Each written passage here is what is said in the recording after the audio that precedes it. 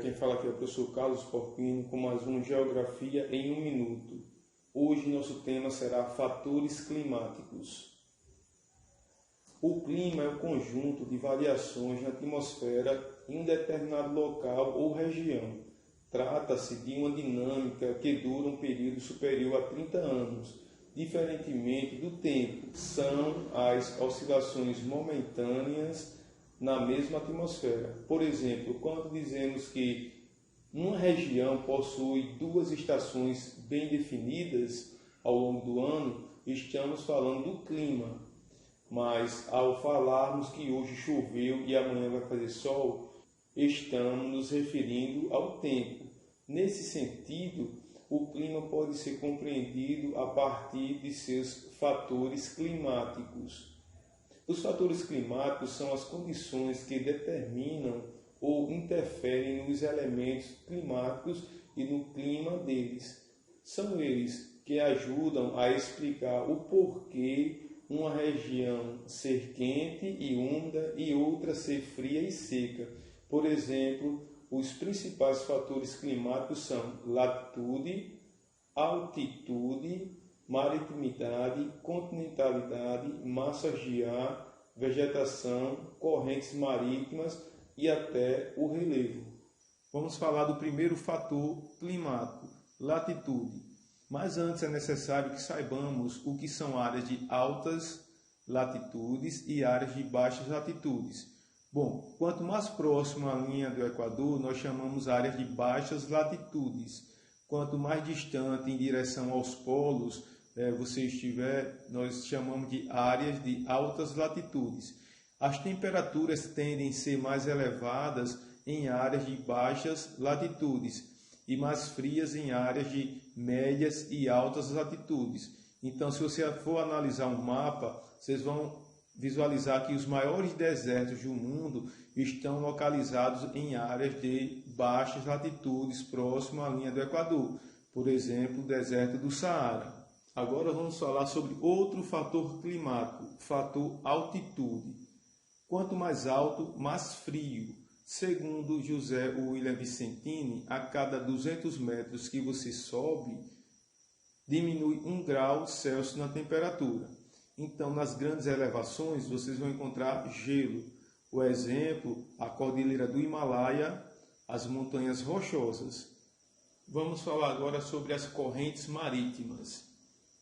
Apresentam condições específicas de temperatura, influenciando diretamente o clima. Em regiões em que o mar é mais quente, por exemplo, a evaporação aumenta e eleva a umidade, que dispersa para outras regiões. Quando as correntes são mais frias, a umidade local diminui. A pressão atmosférica aumenta e a umidade passa a ser as menores. Bom, então em áreas de baixas latitudes, próximo à linha do Equador, as correntes marítimas que predominam são as correntes quentes. Em áreas de altas latitudes, próximo aos polos, as correntes marítimas que predominam são as correntes frias. Bom, vamos falar agora sobre as massas de ar. Lembrando que o Brasil tem 5 massas de ar. A massa equatorial atlântica, a massa equatorial continental, a massa tropical atlântica, a massa tropical continental e a massa polar atlântica. Essa massa polar atlântica é interessante falar porque ela leva a chamada friagem para a região norte e nordeste. Outro fator muito importante que regula o clima no nosso planeta é o fator vegetação. A vegetação regula o clima no mundo por conta da evapotranspiração. Em áreas que têm uma forte cobertura vegetal ou florestal, a condensação é mais intensa e o índice pluviométrico é mais elevado. Aqui no nosso país, a região norte, a região amazônica, apresenta a maior floresta equatorial do mundo. Faz com que os índices pluviométricos sejam muito fortes. Chove bastante nessa região, que é considerada a maior bacia hidrográfica do planeta. Então, a vegetação é um forte fator climático. Áreas que têm vegetação, o índice pluviométrico é mais acentuado. Bom, o relevo também é um fator climático.